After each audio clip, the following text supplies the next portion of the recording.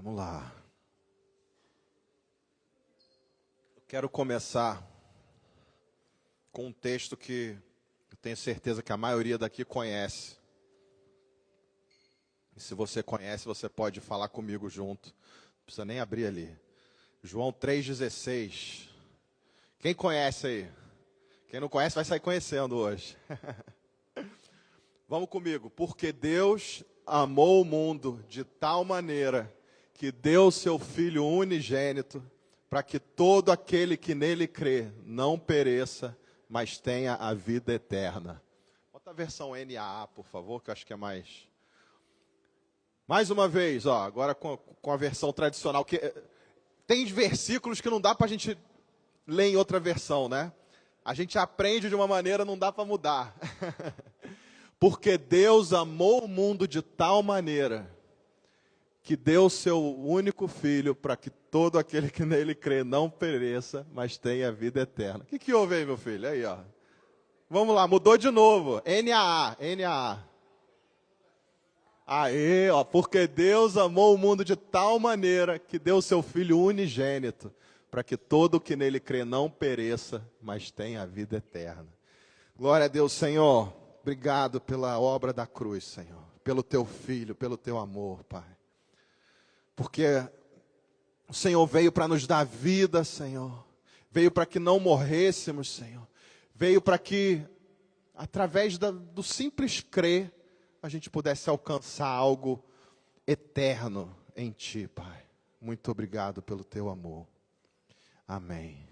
If you need translation, you can pick a device with Lucas. Se alguém precisar de tradução, a gente tem um tradutor ali, tá bom? Esse texto é muito conhecido e ele fala de uma obra de resgate, né? A maior obra de resgate de todos os tempos. E eu queria lembrar aqui alguns resgates famosos. Você pode depois me lembrar de mais alguns, e tem tantos, né? Mas enquanto eu estava preparando a mensagem, eu estava lembrando, né, de alguns mais recentes, né? E eu lembro que, bom, não lembrava qual era o ano, não. Eu anotei para não esquecer. Que em 2010, quantos lembram daqueles 33 mineiros, né? Não de Minas, não é o pessoal de Minas, não. O pessoal que trabalhava nas minas. Ficaram soterrados, né? Por quase 70 dias. E durante 17 dias, ninguém sabia se eles estavam vivos ou mortos. Né? Houve um soterramento ali naquela obra. E eu lembro que foi uma comoção nacional. Todo dia passava, mundial, né? Todo dia passava notícia de eles tentando. E depois de mais 18 ou 20 dias, mais ou menos isso, conseguiram perfurar até um local e ali acharam... conseguiram se comunicar de alguma maneira e descobriram que tinha vida, que tinha gente viva ali. E ali eles começaram a trabalhar para um resgate, né? E finalmente, ao final de 70 dias, conseguiram resgatar todos vivos. Todos muito mais magros, mas vivos. E toda a ação de resgate, ela tem muitos espectadores, ela tem muita expectativa do que vai acontecer, tem dúvidas, né? E ali, tem várias entrevistas de alguns deles, né? Mas um que me chamou a atenção, né? Falava assim, a pessoa falando, qual é a sensação e tal. E a pessoa só falava assim, a única coisa que eu sei é que eu estava morto e hoje eu estou vivo. Eu estava condenado à morte, mas agora eu estou aqui respirando um ar puro. E essa é a sensação de quem é resgatado. Alguns anos depois, 2018, na Tailândia, 12 jogadores com treinador foram... Quem lembra dessa história aí? Alguém lembra? Eles estavam num campeonato, estavam no intervalo e resolveram explorar uma gruta, né, uma caverna. Entraram ali naquela gruta, entraram naquela caverna, não conheciam muito bem o lugar e a maré encheu e eles não conseguiam voltar, ficaram presos ali. Conseguiram se comunicar com alguém. E quando o resgate chegou, olha que interessante isso. Eles foram mergulhando, né? Mergulhadores entraram. E quando eles chegaram lá, eles enfrentaram um novo desafio. além de ter que tirar todos eles de lá, a maioria não sabia nadar, não sabia mergulhar, e a única maneira de sair era mergulhando, nadando. Então, se você pesquisar lá, você vai ver a história toda, é interessante.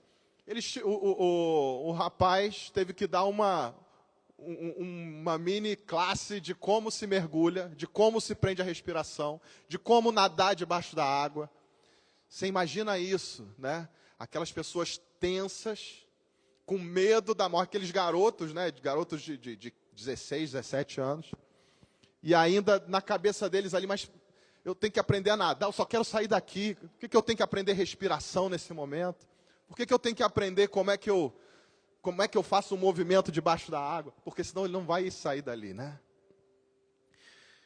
E muitas vezes, no meio do resgate, a gente precisa só de uma coisa: ouvir a voz de quem está de fora, obedecer e seguir.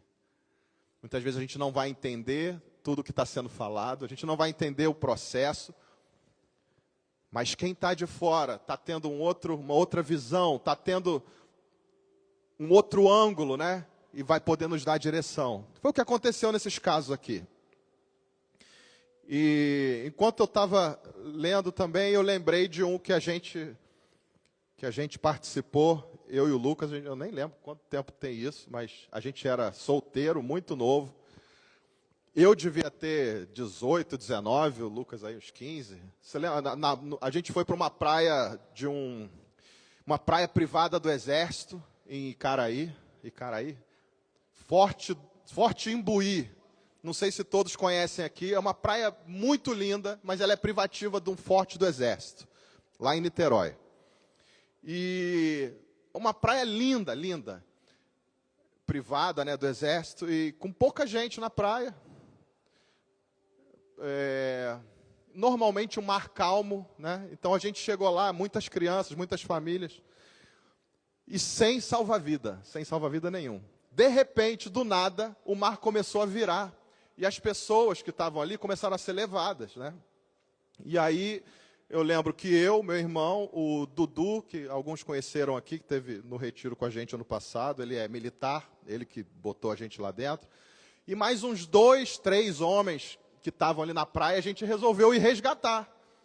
E quando a gente resgatou o primeiro, né, assim, fomos buscar o primeiro, os outros pais começaram a vir, virou um formigueiro, eu nem sabia que tinha tanta gente naquela praia.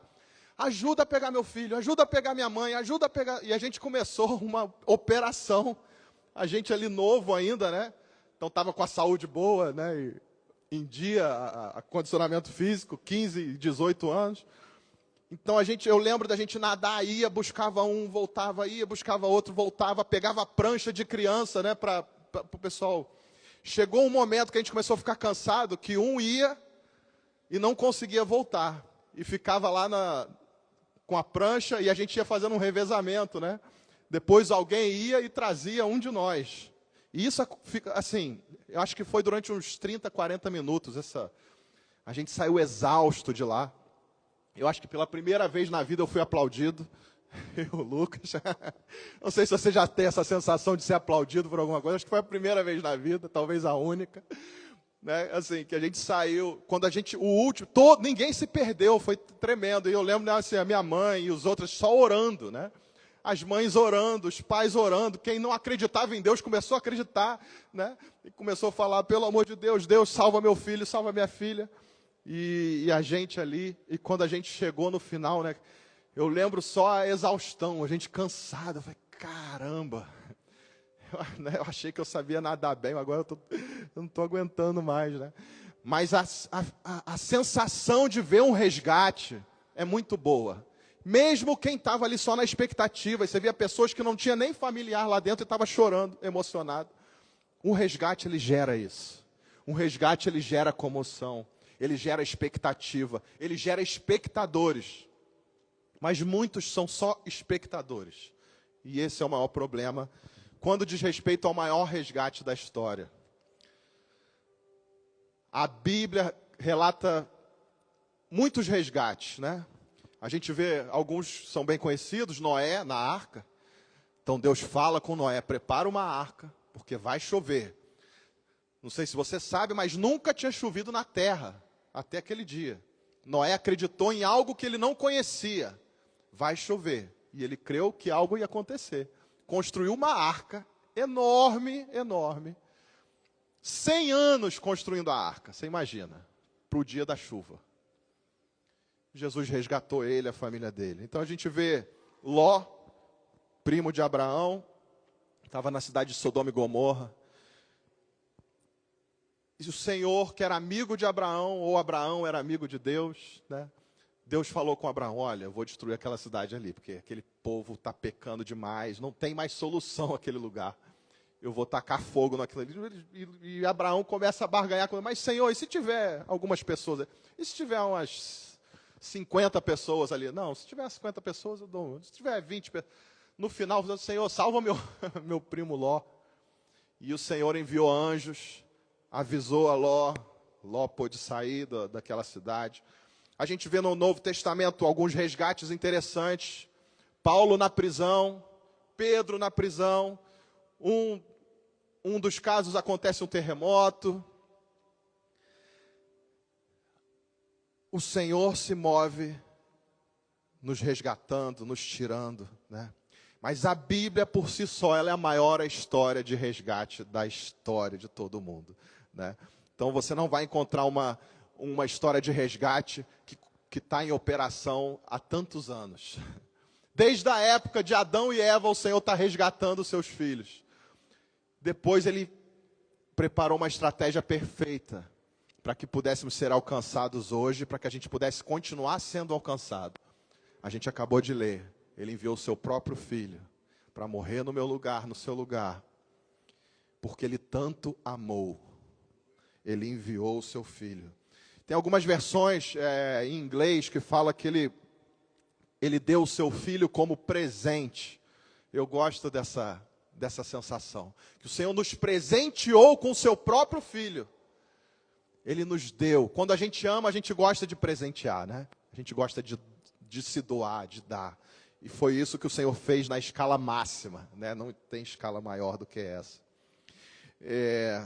Eu queria ler aqui João 3, começar do versículo 1. Dar um pouco do contexto de como a gente chegou nesse versículo tão conhecido. Havia entre os fariseus um homem chamado Nicodemos, um dos principais dos judeus. Esse, de noite, foi até Jesus e lhe disse: Rabi, sabemos que o Senhor é mestre, vindo da parte de Deus, porque ninguém pode fazer esses sinais que o Senhor faz, se Deus não estiver com ele. Jesus respondeu: em verdade, eu lhe digo, se alguém não nascer de novo, não pode ver o reino de Deus.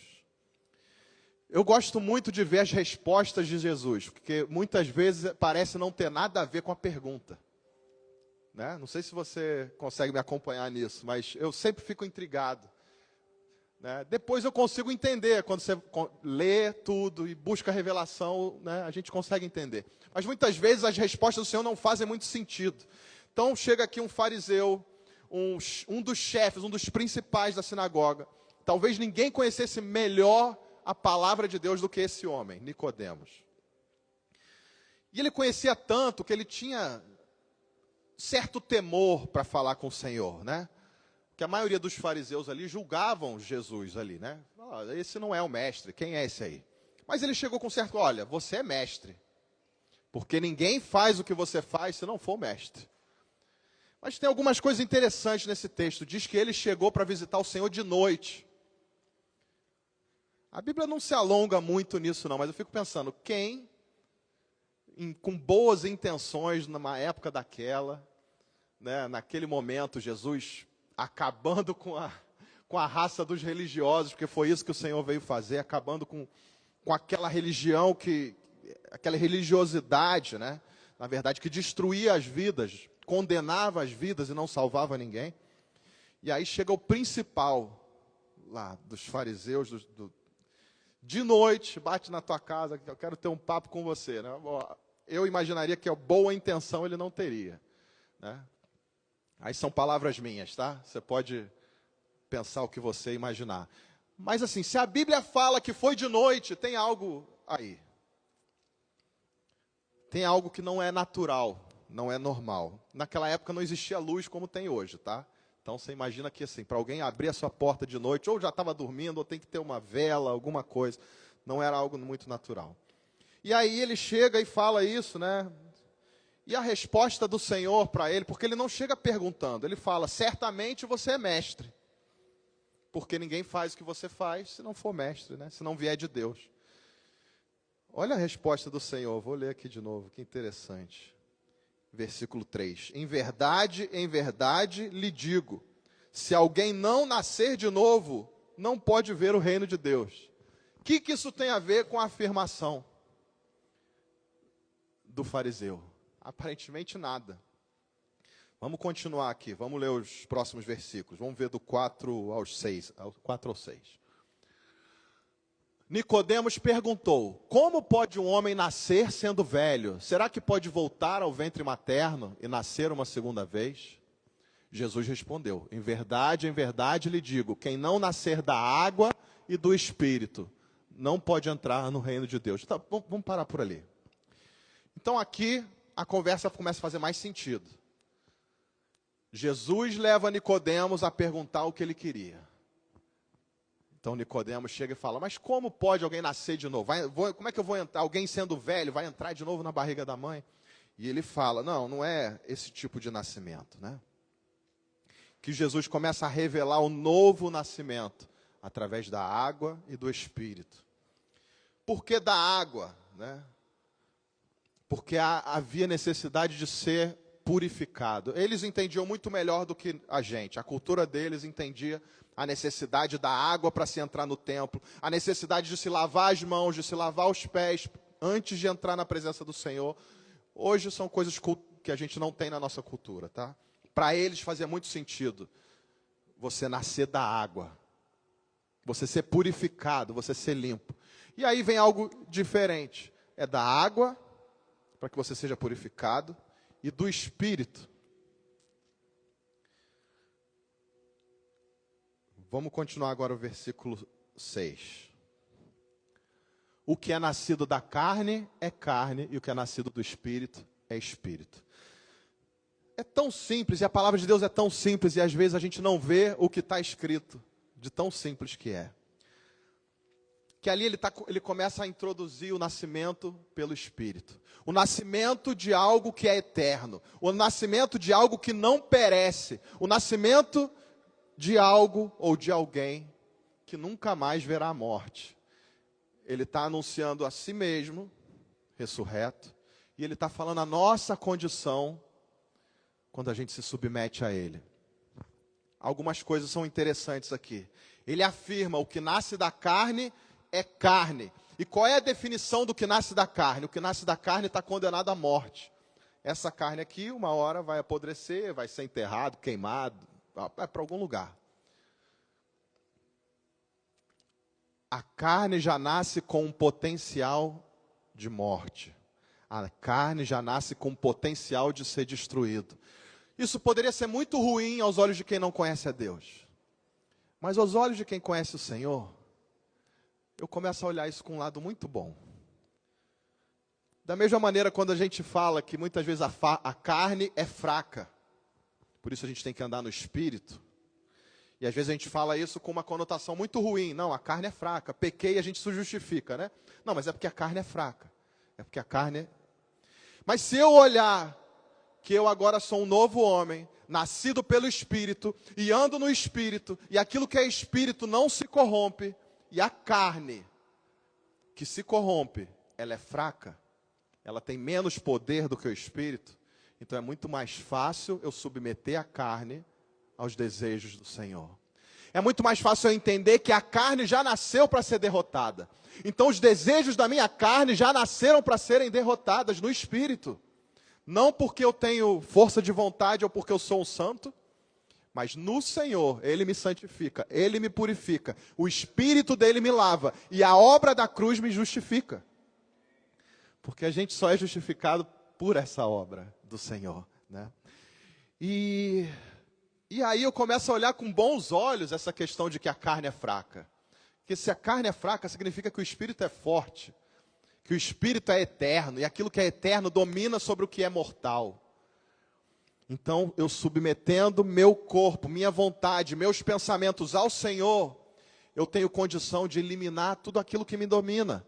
Então, a tristeza, ela está condenada à morte, a minha depressão está condenada à morte, a minha enfermidade está condenada à morte, a mentira está condenada à morte, aquilo que eu não consigo dominar no meu corpo já foi condenado à morte, porque o Espírito me dá vida, porque o Espírito me vivifica, porque eu agora ando no Espírito. Eu nasci da água e do Espírito. Então eu sou um novo nascido. E é isso que ele está falando com Nicodemos.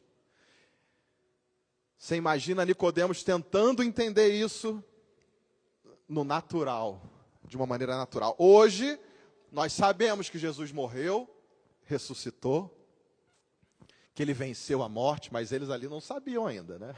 Então era tudo pela fé. Era tudo crendo que aquilo que ele estava falando tinha um sentido, ou ia fazer sentido algum dia. Então ali ele continua falando sobre o novo nascimento, né? Quando Jesus entra na nossa vida, a gente é formado de novo. Quando Jesus encontra lugar em nós, tudo em nós é refeito, é renascido. Então aquilo que veio com defeito, com os parafusos faltando apertar, o Espírito ele tem liberdade para mexer. E quando a gente fala que nós somos templo do Espírito, habitação do Espírito, precisamos dar lugar para que realmente essa seja a casa dele. Essa casa não é minha, é do Espírito. Isso depende de eu dar essa liberdade para ele, falar: Senhor, eu estou aqui habitando nesse corpo, mas esse templo é seu. Eu quero ser templo, habitação, essa casa é sua. Então vem e me ajuda a arrancar, me mostra o que está sujo, me mostra o que está errado, me ajuda a eliminar essas coisas da minha vida. E não porque eu sou determinado, ou porque eu sou um monge que vou me isolar, que eu vou conseguir vencer alguma coisa. Mas porque o poder do Espírito me capacita a viver aquilo que eu, na carne, não consigo. Se eu antes não conseguia perdoar, agora eu consigo. Se eu antes não conseguia andar com uma pessoa, hoje eu consigo. Se eu antes não conseguia ter amor pelo outro, hoje eu consigo. Não porque eu mudei totalmente a minha mente, mas porque eu submeti a minha mente ao Espírito Santo. Assim como esses homens que estavam ali na caverna, os jogadores de futebol ali, os adolescentes, precisavam seguir uma instrução para saírem dali vivos. Precisavam fazer algo que eles nunca fizeram. Aprenda esse tipo de respiração, você vai dar tantas braçadas desse jeito. Mas eu não sei, olha, segue a minha instrução. O Senhor, Ele faz assim com a gente, nos deu esse manual que está aqui, né? Que nos dá instruções de como alcançar isso. Às vezes a gente olha e fala, mas é muito difícil, eu não consigo. Porque sempre quando vem a prova, eu caio. Não é só você, eu também. Muitas vezes quando vem a prova, quando eu vi, já falei na hora errada, já falei do jeito errado, já agi sem pensar. Sou humano como vocês, ajo da mesma maneira. Mas eu estou buscando e crendo no Senhor, que esse processo de resgate, que essa obra do Senhor ainda não terminou na minha vida. E quando eu entendo isso, que a obra dele não terminou na minha vida, olha que coisa tremenda acontece. Eu começo a ter misericórdia do meu irmão, porque eu olho para ele, olho para o Lucas ali e falo, pô, o Lucas continua chato desse jeito, continua não sei o que. O Gu continua, né, teimoso. Eu começo a criar na minha cabeça as minhas, né? E aí eu olho e falo, Senhor, mas eu também ontem passei do limite. Eu ontem não consegui me conter. Misericórdia, Senhor. Continua a obra na vida do Gu, na vida do Lucas, na minha vida.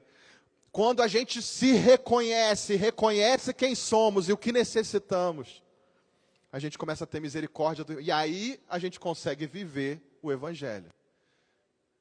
Que é amar o próximo como a si mesmo. Amar Deus acima de todas as coisas. Dar suporte ao órfão, à viúva, né? Ajudar o necessitado. Isso é o Evangelho. O Evangelho não é quanto mais você dá, você recebe. O Evangelho não é se você não der, você é amaldiçoado. aqui nessa vida, tudo que a gente semeia, a gente colhe. Isso é uma ordem natural, tá? É uma ordem natural das coisas. Se você é generoso, você vai colher generosidade. Isso é natural, né? Se você crê no Senhor, vai ser mais fácil você ser abençoado, porque você crê. Mas o verdadeiro evangelho é você se submeter ao Senhor e deixar Ele transformar. É a gente olhar o nosso filho, a nossa filha e falar: Senhor, tem jeito isso? Né? Ó, tá rindo aqui, ó. Quando a Lolo tiver filho, a gente vai falar: olha só, aí, ó. Creia que o Senhor vai te dar paciência, amor. Tem vezes que a gente olha e fala: Senhor, eu não consigo. Senhor, eu não sei como lidar. Quantas vezes a gente, né, disciplinando os filhos e vendo, fala, eu e a minha esposa e a Déia, a gente conversou: Senhor, eu não sei mais o que fazer. Eu não sei como chamar atenção, né? A gente, quando a gente foi ensinar, eu cresci assim também, tomando varinha para ser corrigido, né? Não era nada de espancamento, tá? Para que seja bem claro. Mas era varinha de correção. A gente cresceu assim, eu e meu irmão. E assim, não fomos traumatizados por isso. Então replicamos a mesma coisa com nossos filhos. Desde novo. Eu lembro a Sarinha era mais esperta. Normalmente homem é mais lerdo, né, Theo? Demorou um pouquinho. O Theo com 1 ano, aniversário de 1 ano dele, ele não ficava em pé ainda. A Sara, no aniversário de 1 ano, ela não andava, ela corria. Tá? Para quem não sabe, a Sara não está aqui. A Sara é tão à frente, né, tão desbravadora, que ela está no exército, está lá no acampamento de treinamento de batalha. Só Jesus. A gente vai visitar ela agora. Treinamento de combate. Mas a Sara começou muito cedo, tudo. Então eu lembro que com 8, 9 meses, ela já botava o dedo na tomada e ficava olhando para a gente assim. Tipo assim, ela já sabia que não podia botar o dedo na tomada. Ela já sabia. E a gente ficava naquela dúvida: mas como é que a gente corrige uma criança de 8 meses? Né? Falando não, a gente falava não adiantava. Aí botava o dedo, aí tirava. Cara, tinha dia que a gente se desgastava. Eu lembro, quando já um pouquinho mais velha, aí 2, 3 anos, assim, a gente corrigindo. Acho que teve um dia que a gente deu varado umas 10 vezes. Ela cansava, eu ia. E ela, cara, voltava e fazia: Senhor, tem solução? Como é que faz, Senhor? Né? Bota de castigo, né? Aí chega uma hora que a gente faz: vamos continuar fazendo o que a gente foi ensinado, o que a gente aprendeu. Vamos buscar na palavra, vamos ensinar. Vamos crer que em algum momento o Senhor vai operar, o Espírito vai operar. Porque nós somos assim. Ela é resultado da minha vida com a vida da minha esposa. Tem algo de mim que está nela e que precisa ser removido, que é a mesma coisa que está em mim. Se tem algo ali nela, fui eu que produzi. Algo natural, né? O sobrenatural é o que vem do Espírito. Né? E muitas vezes é difícil a gente ter essa misericórdia, esse amor, né? Essa paciência, né? Assim, os que estão com os filhos menores aí estão nessa prova aí, né, Luan? Não? Lucas também, né? Tem dia que está uma maravilha, né? Tem dia que está, estão uma bênção. Aí tem dia que vem uma resposta atravessada, né? Quando volta da escola com um bilhetinho, então, não passou por isso ainda, né, Luan? Em nome de Jesus, vamos profetizar que não. Mas, gente, faz parte desse processo com o Senhor, sermos transformados desde sempre. E a nossa vida em Cristo, ela é como a dessa criança. Muitas vezes, a gente vai teimar, a gente vai achar que está tudo bem, a gente vai fazer do jeito que a gente acha que tem que fazer, e o Senhor vai corrigir uma vez, corrigir 2 vezes, corrigir 3 vezes. A diferença é que Ele tem a paciência que a gente não tem. Ele vai continuar nos amando e nos corrigindo de uma maneira sobrenatural. E aqui eu quero pular para o versículo 14. Ele começa já a conclusão. Antes disso, não precisa abrir não, mas 2 Coríntios 5,17 fala assim: e assim, se alguém está em Cristo, é nova criatura. As coisas antigas já passaram, eis que se fizeram novas. Esse é o novo nascido. E vamos lá, como começa a terminar essa história, como começa a terminar essa conversa dele com Nicodemos, de Jesus com Nicodemos, e como a gente chega no versículo 16. É muito importante a gente entender todo esse contexto. E aí, versículo 14. E assim como Moisés levantou a serpente no deserto, assim também é necessário que o Filho do Homem seja levantado, para que todo que nele crê tenha a vida eterna. Porque Deus amou o mundo de tal maneira que deu seu Filho unigênito, para que todo que nele crê não pereça, mas tenha a vida eterna. Mais um.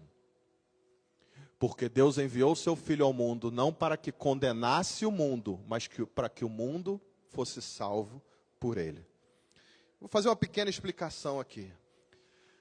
Para o Senhor chegar nesse versículo 16, que Ele tanto amou o mundo, né? Ele primeiro faz uma introdução, que para eles fazia muito sentido.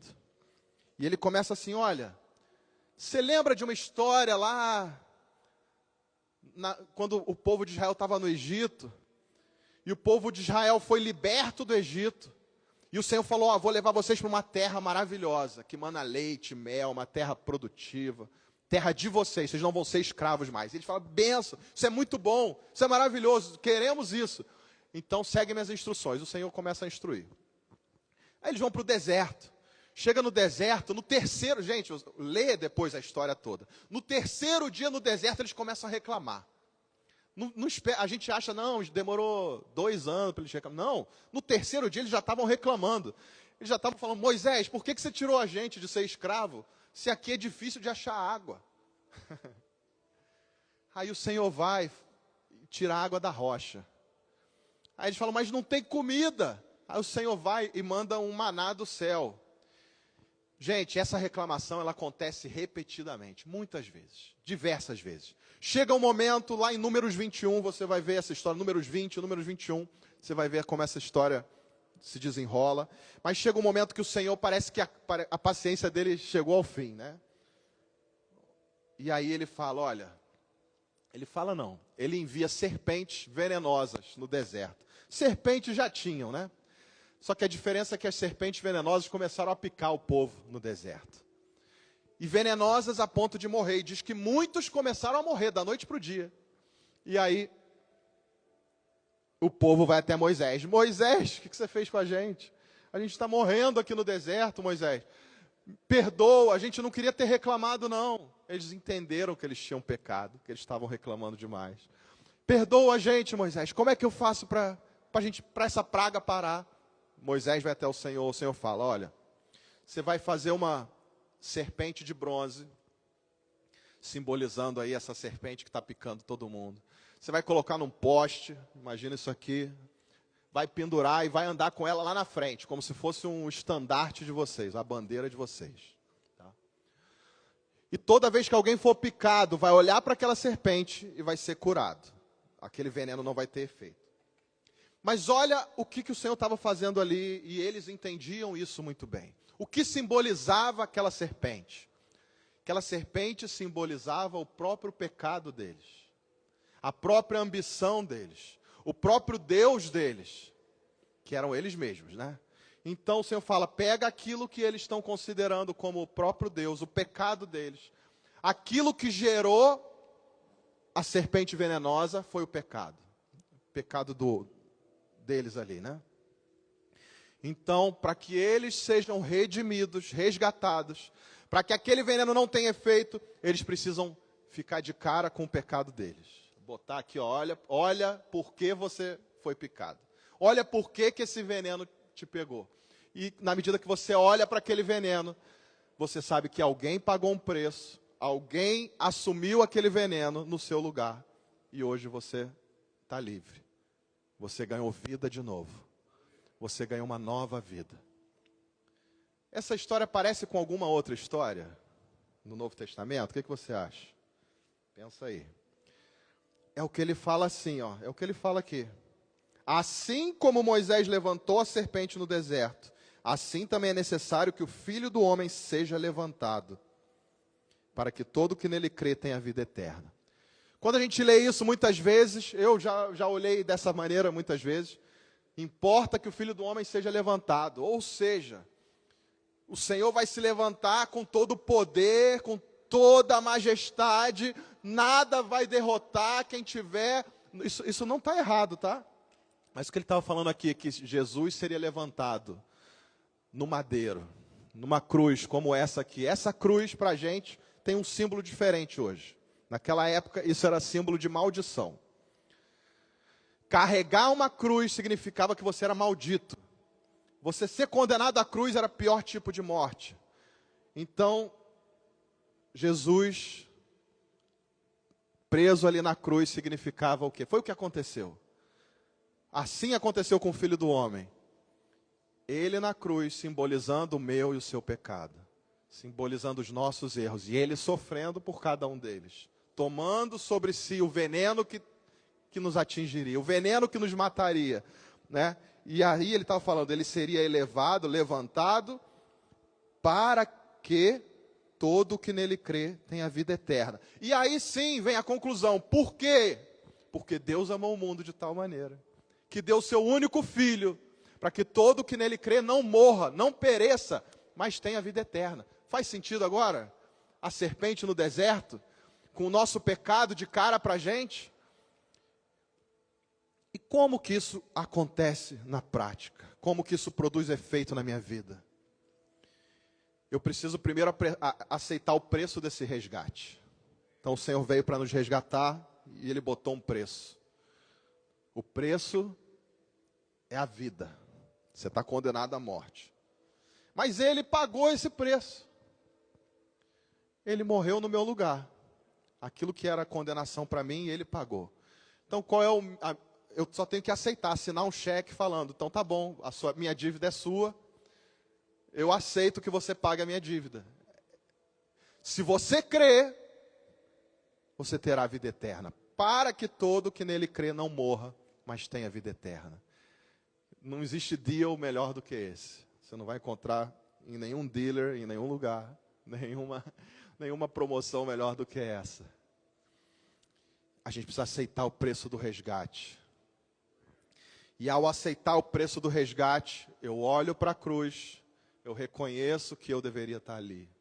Que esse lugar era para mim, que essa maldição era para mim, que a minha carne, ela é pecaminosa, ela é errada, mas o sangue do Cordeiro que morreu na cruz e que ressuscitou, me ressuscita com Ele, me lava.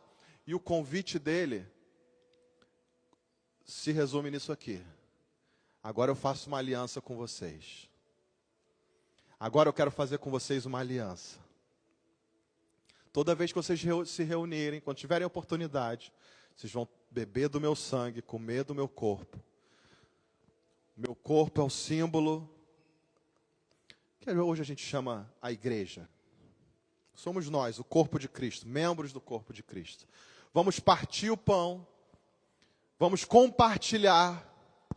Vamos tomar o suco de uva, o vinho, representando aí o sangue, e trazer à memória tudo o que Ele fez por nós. É muito mais do que simplesmente trazer à memória.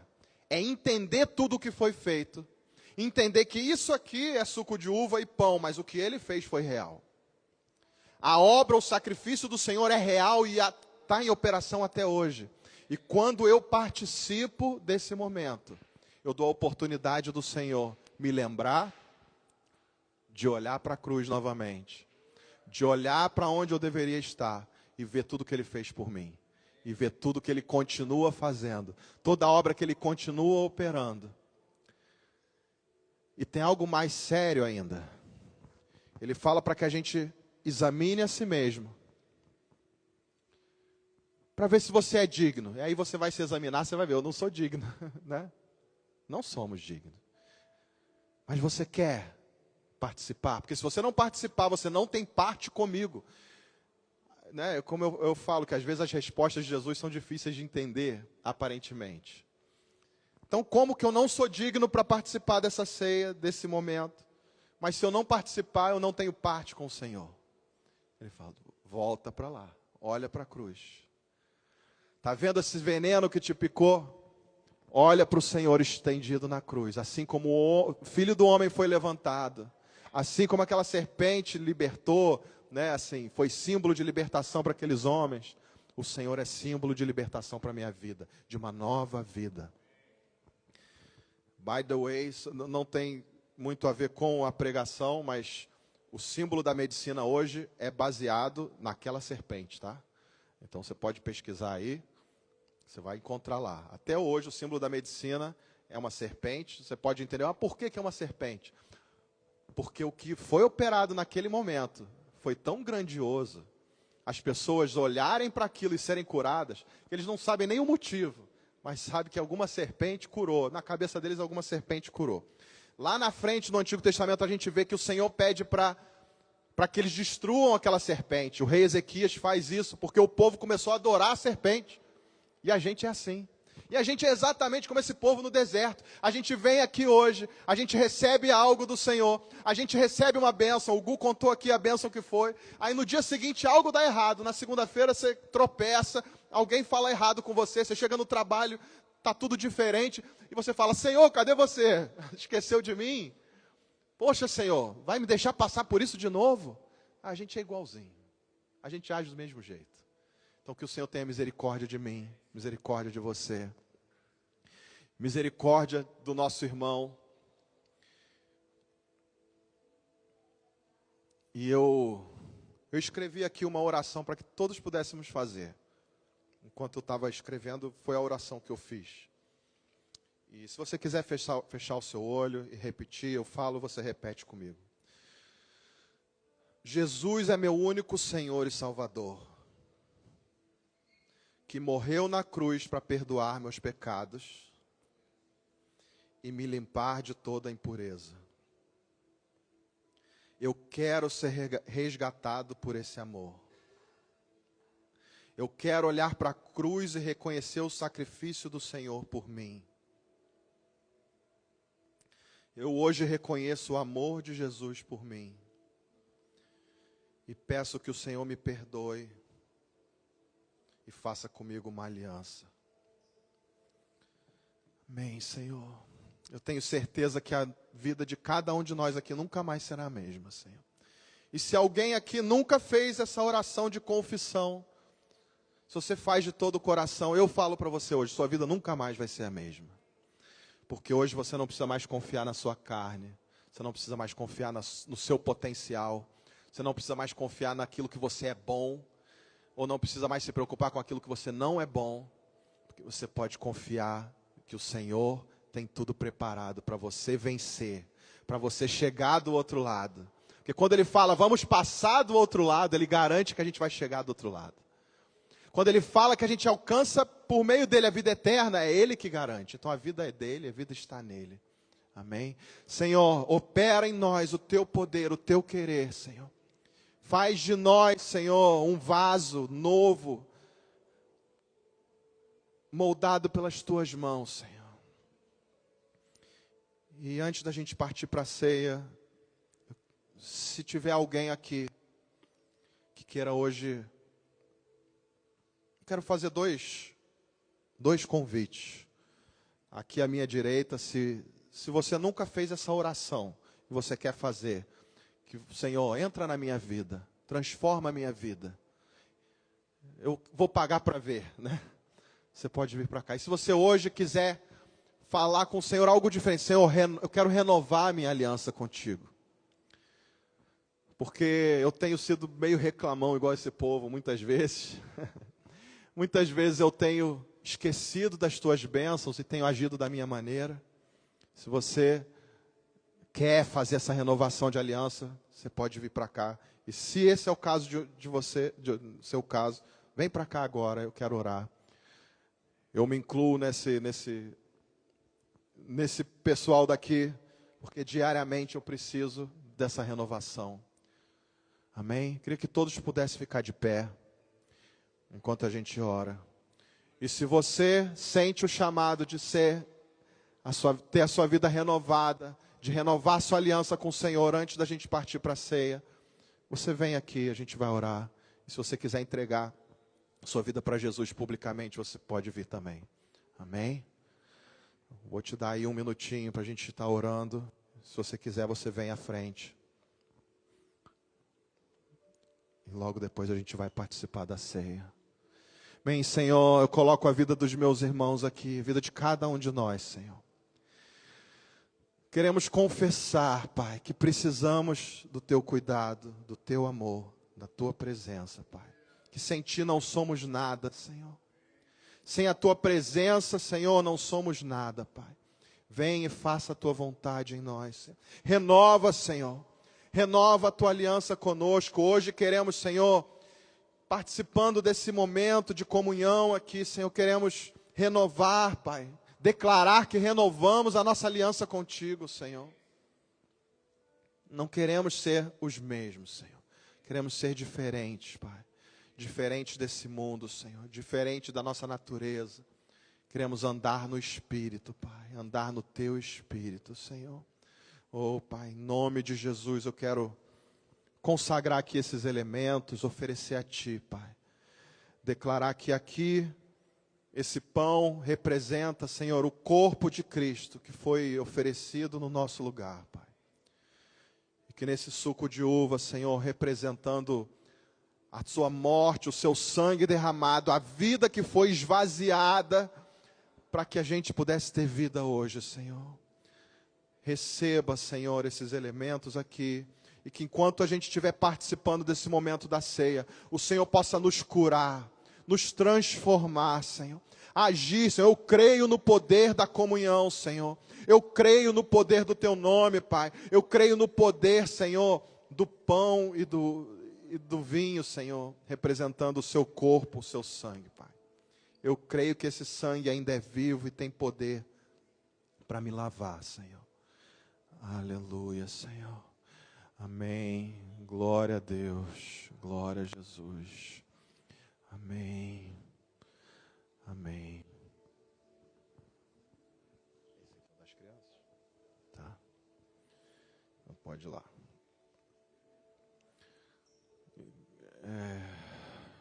Aleluia.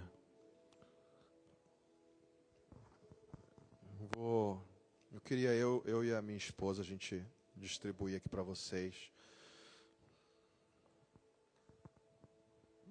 Pedir depois para o Gu vir aqui orar enquanto a gente está entregando.